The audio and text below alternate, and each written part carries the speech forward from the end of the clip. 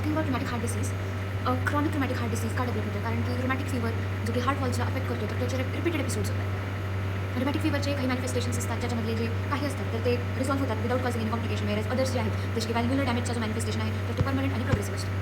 वॉल्सचं जेव्हा इन्फ्लेमेशन होतं तेव्हा स्वेल होतं, व्हेजिटेशन्स बनतात त्याच्या लाईन ऑफ क्लोजरवरती. त्या व्हेजिटेशन्समध्ये platelet, fibrin, inflammatory cells such as lymphocytes असतात, आणि या व्हेजिटेशन्सला आपण फ्रॉम द टॉप बघू शकतो as clusters along anterior posterior cusp adjacent to the left atrium.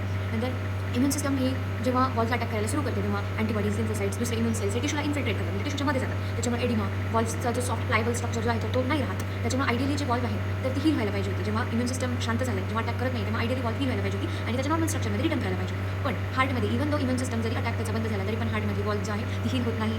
ती ना त्या जे व्हेजिटेशन्स आहेत त्या व्हेजिटेशन्समध्ये वेरियस सेल्स होते, आपण पाहिलं लिम्फोसाइट, मॅक्रोफेज, प्लेटलेट्स, ते ना ग्रोथ फॅक्टर प्रोड्यूस करतात, जे की फायब्रोसाइट्सला, स्पिंडल शेप्ड सेल्सला ते जे की डॉर्मेंट असतात त्यांना ॲक्टिवेट करतात इंटू फायब्रोब्लास्ट. मग फायब्रोब्लास्टला प्रोड्यूस करणार, सिंथेसिस आणि सिक्रेट करणार कोलॅजन, आणि हे कोलॅजन जे आहे ते वॉलचं फायब्रोसिस करणार. आणि याच्यामध्ये अक्यूट इन्फ्लेमेशन जरी थांबलं, जरी संपलं, तरी ही फायब्रोसिसची प्रोसेस बंद होत नाही. इन्स्टेड जे ग्रोथ फॅक्टर्स आहेत अजून ते ॲक्टिवेट करतात फायब्रोसाइटला, अजून फायब्रोब्लास्ट ॲक्टिव्हिटी इन्क्रीज होतं, आणि ओव्हर टाईम हे फायब्रोसिस होणार आहे लिफलेट्सवरती. आणि ज्या लिफलेट्स जे आहेत वॉलचे त्याच्या जे सपोर्टिंग स्ट्रक्चर आहे जसे कॉर्डी टेंडन, तिथे पण फायब्रोसिस होणार. त्याच्यामुळे थिकनिंग, स्टिफनिंग आणि इव्हेंच्युअल डिफॉर्मिटी होणार. आणि इनिशियली ना आधी हे व्हेजिटेशन्स लूजली अटॅच असतात along the line of closure, but नंतर फायब्रोसिस जसं जसं होतं तसं हे व्हेजिटेशन्स फ्यूज होतं, कमिस्युरल फ्युजन होतं, आणि वॉल्व हे इन्क्रीजिंगली रिजिड बनतं. याच्यामध्ये कॅल्शियम डिपॉझिशन होतं, निओवास्क्युलरायझेशन, नवीन ब्लड वेसल्स तयार होणं सुरू होतं, जे की या डॅमेजला अजून खराब करतं, आणि हे सगळं ग्रोथ फॅक्टर्समुळे होत आहे.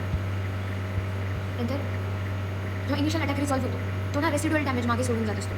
एक वॉल्व एरिया जो की नॉर्मली 4 ते 6 सेंटीमीटर स्क्वेअरचा आहे तो श्रिंक होतो slight, though this may not produce clinical symptoms until it reduces below 2 centimetre square. म्हणजे त्या वॉलचा एरिया जेव्हा 2 सेंटीमीटर स्क्वेअरपेक्षा कमी झाला तेव्हा तुम्हाला क्लिनिकल सिम्टम्स दिसायला सुरू होते. आणि इव्हन विदाउट सिम्टम्स हार्टचे जे वॉल्स आहेत ना तर ते कंटिन्यू करणार to undergo fibrotic changes silently.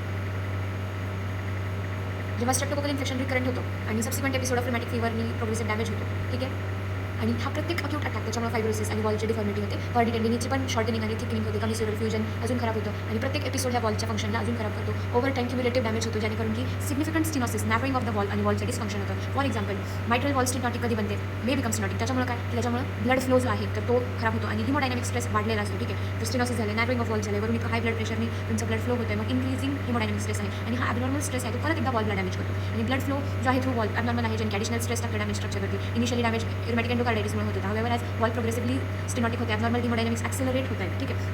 हे ॲक्सेलरेट काय करतात फायब्रोसिसला, डिफॉर्मिटीला, इव्हन विदाउट ॲक्टिव्ह इन्फ्लेमेशन. आणि दस क्रॉनिक रुमॅटिक हार्ट डिसीजचे फीचर्स कोणकोणते आहेत, फायब्रोसिस, थिकनिंग, ॲडेसिव्ह आणि शॉर्टनिंग ऑफ कॉर्डी टेंडिनी आणि कॅल्सिफिकेशन्स आणि निओवास्क्युलरायझेशन. जे मायट्रल स्टिनॉसिस आहे तर एक क्लासिकल फीचर आहे, आणि जेव्हा मार्जिन्स आहेत मायट्रल वॉलचे अडियर होतात तेव्हा ना ते फिश माउथ डिफॉर्मिटी और बटन होल डिफॉर्मिटी कॉज करतात. आधी स्टिनॉटिक वॉल्व आहे ते ओपन होत नाही कम्प्लिटली, त्याच्यामुळे की मायट्रल रिगर्जिटेशन होतं. ॲडव्हान्स केसेसमध्ये कॅल्सिफाईड थिकन वॉल्स असतात ते ओपन होत नाहीत किंवा बंद पण नीट होत नाही, त्याच्यामुळे की जेव्हा एट्रियल डायस्टोल होतोय ना तेव्हा हे स्टिनॉसिस होतं, आणि जेव्हा वेंट्रिक्युलर सिस्टोल होतं तेव्हा या वॉल्सचं रिगर्जिटेशन होतं. आणि अबाउट 100मधले 70 ते 80 लोक विथ रुमॅटिक फीवर त्यांना मायट्रल वॉल स्टिनॉसिस किंवा मायट्रल वॉल रिगर्जिटेशन होतं.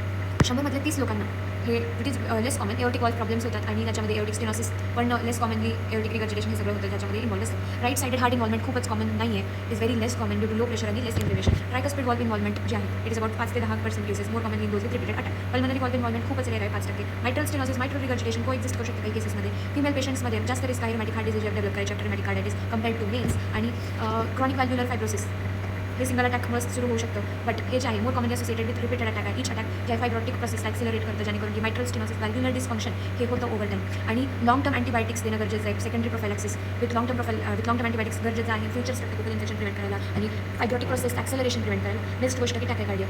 रुमॅटिक कार्डायटिसचं सिग्निफिकंट इंडिकेटर आहे. असे पेशंट्स ज्यांच्यामध्ये की रुमॅटिक फीवर आहे आणि कार्डायटिस आहे त्यांच्यामध्ये often have severe tachycardia which is inappropriately high compared to degree of fever. If एखादा पेशंट विथ रुमॅटिक फीवर त्याच्यामध्ये टॅकिकार्डिया नाही आहे तर it is unlikely they have rheumatic carditis. Echocardiography ही क्रुशियल टूल आहे कार्डियक डॅमेज डिटरमाइन करायला. It should be perform when patient first presents and after 1 or 2 months of treatment passes any residual damage or ongoing fibrosis. Patient with severe polyarthritis. आता हा जो point आहे हा म्हणतो की polyarthritis inversely proportional to carditis. म्हणजे severe polyarthritis त्याच्यामध्ये milder कार्डायटिस असतं, किंवा those with milder polyarthritis tend to have severe carditis.